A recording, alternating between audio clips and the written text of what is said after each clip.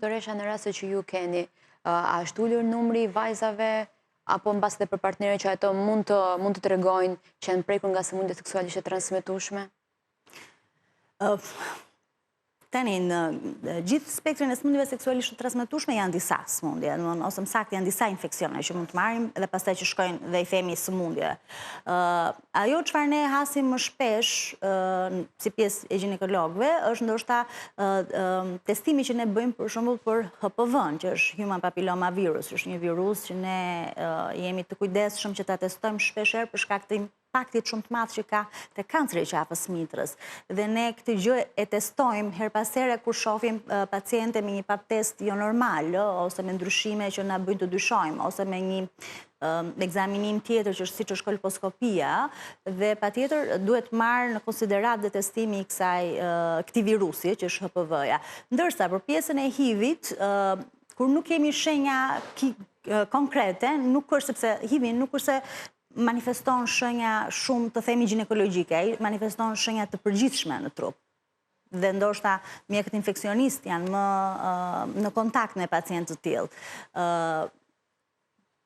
Kështu që pjesa që lidhet me pjesën me specialitetin ton është më shumë te këto viruset e tjera, te pjesa e HPV-s, ose hepatiti B, hepatiti C, që janë po prap seksualisht të transmetueshëm, po janë me shenja sistemike, me shenja që prekin organet të tjera, jo detyrimisht, edhe pse një ndër rrugët e transmetimit ne dimë që është rruga seksuale, por nuk manifestohen me simptoma klinike si gjë fillestare që lidhen me pjesën e ginekologut. Kështu që varet shumë edhe nga lloji virusit ose nga lloji bakterit seksualisht të transmetueshëm për të thënë se sa përqindje të themi vinë te ginekologu ose sa shkojnë tek mjeku infeksionist.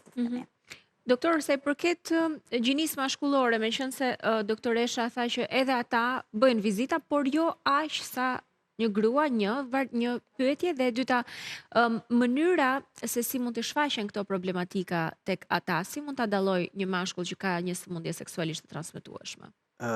Kur shtohen sekrecionet, domethënë jo urinë, në pikat e fundit të urinës, por mund të kenë rrjedhje në fund të urinimit, ose mund të kenë rrjedhje edhe pa lidhje me urinimin. Pra, ndotën mbathjet, edhe shifen edhe ngjyra jo normale e sekrecioneve, sasia e sekrecioneve mund të jetë e shtuar, mund të jetë e verdhë në jeshile, mund të jetë edhe e bardhë në mikoza, mund të jetë edhe pjesa e puqrave përreth organit mashkullor, po ashtu edhe përreth vaginës. Tek një femër? Po. Pra, mund të jenë edhe puqrat një simptom? Një simptom, po. Edhe për këto janë ankesa që janë tipike. Janë tipike, po. Po, kur janë të egzageruara, sepse mendoj që një pjesë nuk i tregojnë që në fillim ankesat, pra i neglizhojnë meshkujt. Dhe këtu është pika më e dobët që meshkujt janë pak më neglizhent se sa femrat.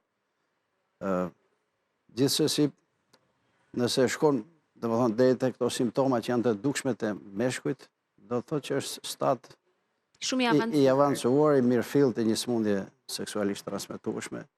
Kështu që duhet paraqiten te mjeku, mund të shkojnë edhe te mjeku familjes, edhe te infeksionisti, sepse te ginekologu parashkojnë meshkujt. Ose edhe te urologu, besoj. Mund të vinë edhe te mjeku ginekolog, sepse trajtimi duhet për të dyja palët. Po, ne a priori japim mjekimin në çift. Nëse ne partnerja femër në rezulton pozitive ndaj një infeksioni, nga ato që ne testojmë si ginekolog, patjetër mjekimi është në çift. Kështu që është në tonë sido që tjetë ka simptoma partneri, patjetër ai duhet marrë qoftë edhe për profilaksi mjekimi në çift së bashku me partneren. Se i përket trajtimit varet nga sëmundja që varet nga lloji infeksionit, se patjetër nëse ne kemi një infeksion me natyrë bakteriale, patjetër që do duhet japim antibiotik sipas antibiogramës që ne kemi realizuar nga marrja e mostrës së sekrecioneve. Në qoftë se është një infeksion mikotik të themi, patjetër që do marri një mjekim me antimikotik. Nëse është një infeksion, po themi me protozoar, siç është trichomonasi, ka tjetër skem trajtimi. Ose nëse pastaj është një infeksion me natyrë virale, ka tjetër metodë trajtimi, edhe pse të themi që për sëmundjet virale është që ke vështirë trajtimi, sepse ne nuk është se kemi, për shembull, do marrim rastin e HPV-s, ne nuk kemi një antiviral që e japim për të eliminuar virusin e HPV-s dhe kjo është e ngërçi që kemi zakonisht me pacientet kur testohen dhe dalin pozitive me këtë virus. Sepse pyetja e radhës është po tani si do e mjekojmë, çfarë do duhet bëjmë.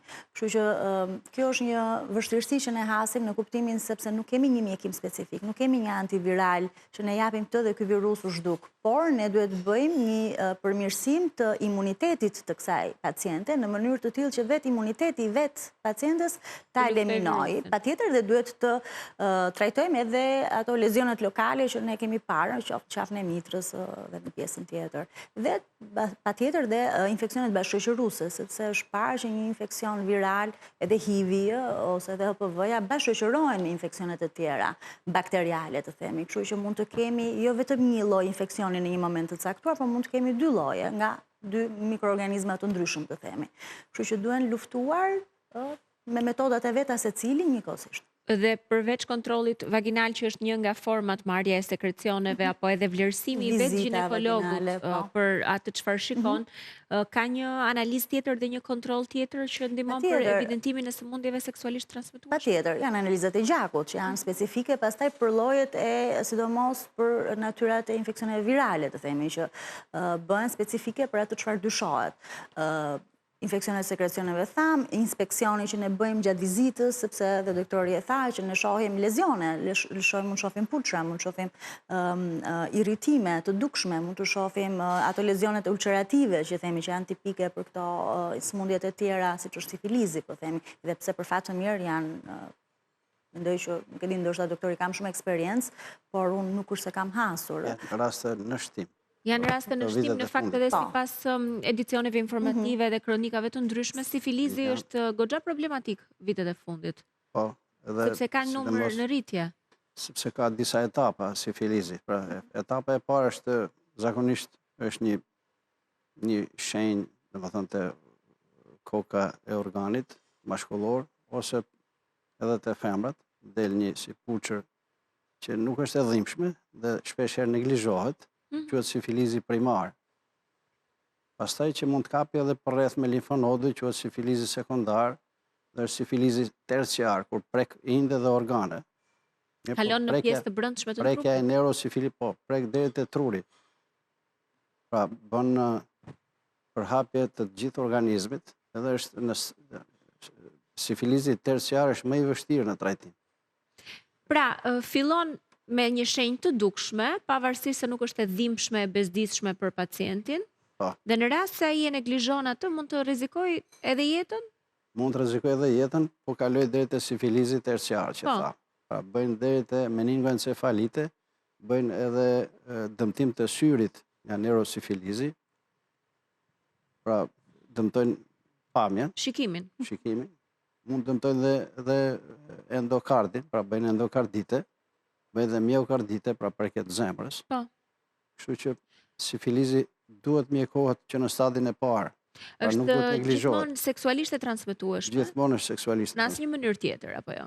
Mund tjetë, siç është edhe HIV-AIDS në rastet e hemotransfuzioneve që tha. Mund të ndodhë edhe në këtë rast. Mund të ndodhë, por në përgjithësi është seksualisht e transmetueshme. Dhe ka vetëm simptomen që ju treguat, ka simptom tjetër që mbas edhe pacienti mund ta kapë më shumë në kohë, më shpejt në kohë.